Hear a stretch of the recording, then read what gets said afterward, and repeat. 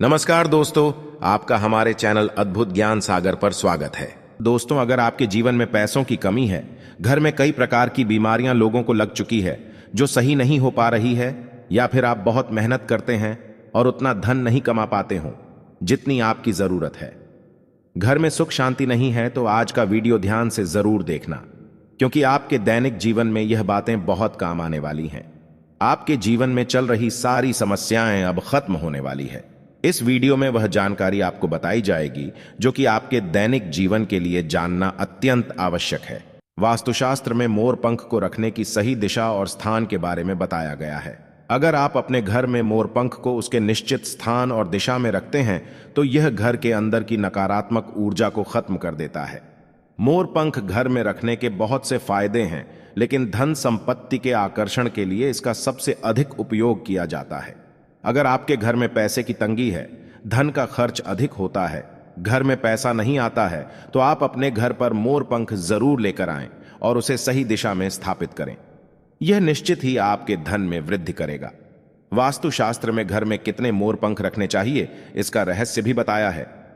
आइए जान लेते हैं मोर पंख से जुड़े महत्वपूर्ण वास्तु नियम। दोस्तों, सबसे पहले हम जानते हैं मोर पंख के धार्मिक महत्व के बारे में। हमारे प्राचीन शास्त्रों में मोर पंख को इतना महत्व क्यों दिया जाता है? दोस्तों, हमारे प्राचीन पुराणों में मोर पंख को एक चमत्कारिक यंत्र माना गया है।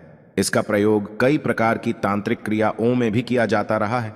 तंत्र साधना में इसका प्रयोग करके सम्मोहन, शत्रुनाश तथा बुरी शक्तियों को नष्ट किया जाता था।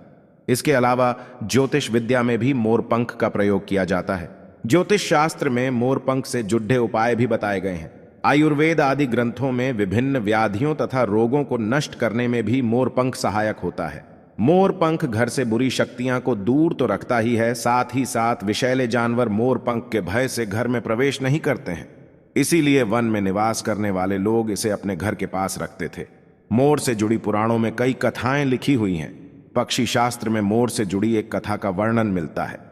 प्राचीन युग में संध्या नाम का एक असुर हुआ करता था। वह बहुत ही शक्तिशाली और बड़ा तपस्वी था। गुरु शुक्राचार्य से विद्या प्राप्त करके संध्या नाम का असुर देवताओं को अपना शत्रु मानने लगा था। उसने ब्रह्मदेव और भगवान शिव से वरदान प्राप्त किया और बहुत अधिक शक्तिशाली बन गया। उसके बाद उसने स्वर्ग पर आक्रमण किया और कई देवताओं को बंदी बना लिया। लेकिन उस असुर को पराजित करने के लिए देवताओं ने एक योजना बनाई और उसके लिए उन्होंने मोर की सहायता ली। सभी देवता और 9 ग्रह मोर के पंखों में विराजित हो गए, जिससे मोर बहुत ही अधिक शक्तिशाली बन गया और विशालकाय रूप धारण करके उस मोर ने संध्या असुर पर आक्रमण कर दिया। इस युद्ध में संध्या असुर का वध हो गया और देवताओं को उनका आधिपत्य फिर से प्राप्त हुआ। सभी देवताओं ने मोर की प्रशंसा की और उसे भी पूजनीय होने का वरदान दे दिया। तभी से मोर को बहुत ही पवित्र माना जाता है। जिससे स्थान पर भी मोर पंख होता है, वहां पर 9 ग्रहों का अशुभ प्रभाव नहीं पड़ता है। दोस्तों, केवल आर्ष मुनि और देवता ही नहीं, बल्कि भगवान श्री कृष्ण भी मोर की प्रशंसा करते हैं। भगवान श्री कृष्ण ने मोर की श्रेष्ठता का वर्णन किया है और उन्होंने मोर के पंख को अपने मुकुट में धारण करके मोर के श्रेष्ठ होने का प्रमाण भी दिया है। मोर पंख के बिना भगवान श्री कृष्ण कहीं पर भी नहीं जाते।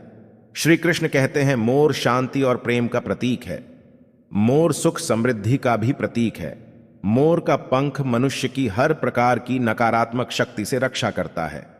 दोस्तों, मोर को विविध देवी देवताओं के प्रतीक के रूप में पुराणों में दिखाया गया है। मां लक्ष्मी, देवी सरस्वती, भगवान श्री गणेश, भगवान कार्तिकेय जी, ऐसे अनेक देवी देवताओं का संबंध मोर से जोड़कर दिखाया जाता है। मां लक्ष्मी धन, संपत्ति, ऐश्वर्य प्रदान करने वाली देवी हैं। मां लक्ष्मी को मोर पंख अत्यंत प्रिय है। मां लक्ष्मी के पास मोर पंख रखने से माता प्रसन्न होती है। माता सरस्वती का वाहन मोर है, इसीलिए विद्यार्थियों को अपने पास मोर पंख अवश्य रखना चाहिए। यदि आप घर में बांसुरी में मोर पंख डालकर अपने घर में रखते हैं तो इससे परिवार में सुख शांति का वातावरण निर्माण होता है। दोस्तों, हमारा घर एक मंदिर की तरह होता है। अगर इसमें रहने वाले सदस्य रोज आपस में झगड़ा करने लगे तो ये मंदिर कम, युद्ध का मैदान अधिक लगने लगता है। घर में क्लेश और झगड़े होने के कई कारण हो सकते हैं, लेकिन सबसे बड़ा कारण होता है घर में नकारात्मक ऊर्जा का प्रवेश करना। लेकिन हमारे घर में यह नकारात्मक ऊर्जा आखिर कहां से प्रवेश करती है और इस नकारात्मक ऊर्जा को दूर करने के लिए कौन से उपाय करने चाहिए? वास्तुशास्त्र के अनुसार प्रत्येक घर में नकारात्मक ऊर्जा फैलाने वाली चीजें मौजूद होती हैं। इन वस्तुओं के बिना हमारा घर चल नहीं पाता है। इन वस्तुओं को तो हम घर से बाहर नहीं निकाल सकते हैं, लेकिन उस नकारात्मक ऊर्जा को अवश्य बाहर निकाल सकते हैं। इसके लिए हमें मोर पंख का प्रयोग करना चाहिए। आप मोर पंख लें और उसे अपने घर के मुख्य द्वार के पास हवा में जोर जोर से हिलाएं, जिससे आपके घर के अंदर की नकारात्मक ऊर्जा आपके घर से बाहर चली जाएगी। अगर आप रोज सुबह ऐसा करते हैं तो आपके घर के अंदर की संपूर्ण नकारात्मक ऊर्जा धीरे धीरे समाप्त हो जाएगी और आपके घर में सकारात्मक वातावरण का निर्माण होगा। इसी बात को ध्यान रखते हुए आज हम आपको बताएंगे कि घर में वह कौन सी 3 जगह है जहां पर आपको मोर पंख जरूर रखना चाहिए, और इन जगहों पर अगर आप मोर पंख रख देते हैं तो आपके घर में भी सबसे अधिक सकारात्मक ऊर्जा बनी रहेंगी।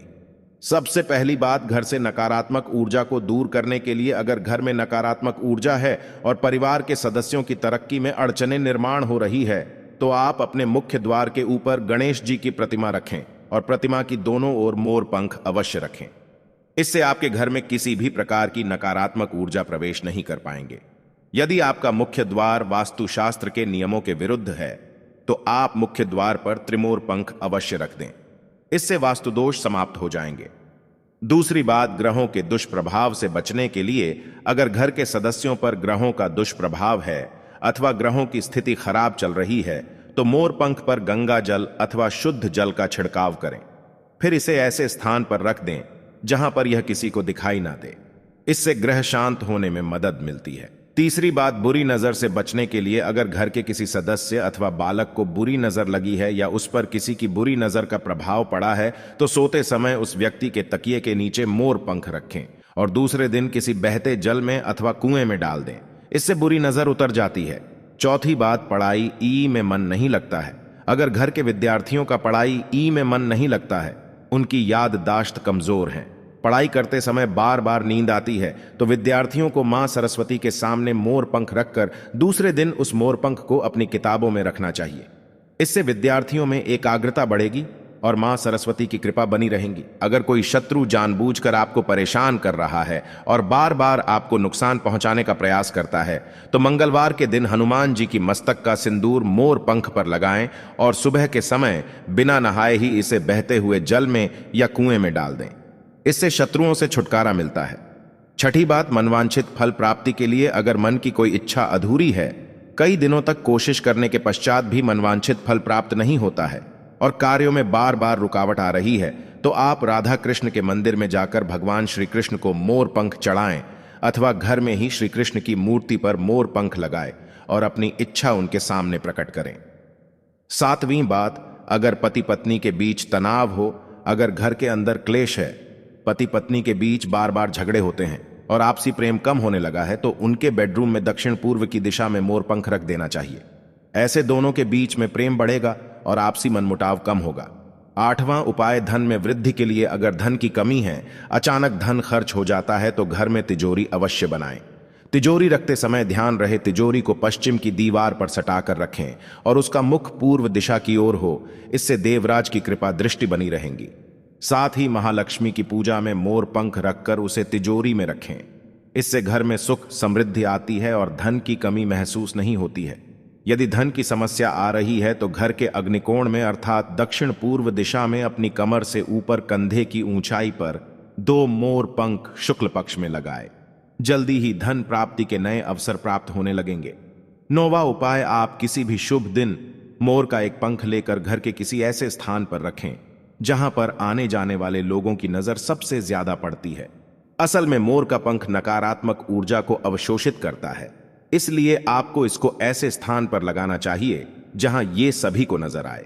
मोर के पंख का यह उपाय न सिर्फ आपको बल्कि आपके घर के सदस्यों के जीवन में भी सुख और समृद्धि जरूर लेकर आएगा।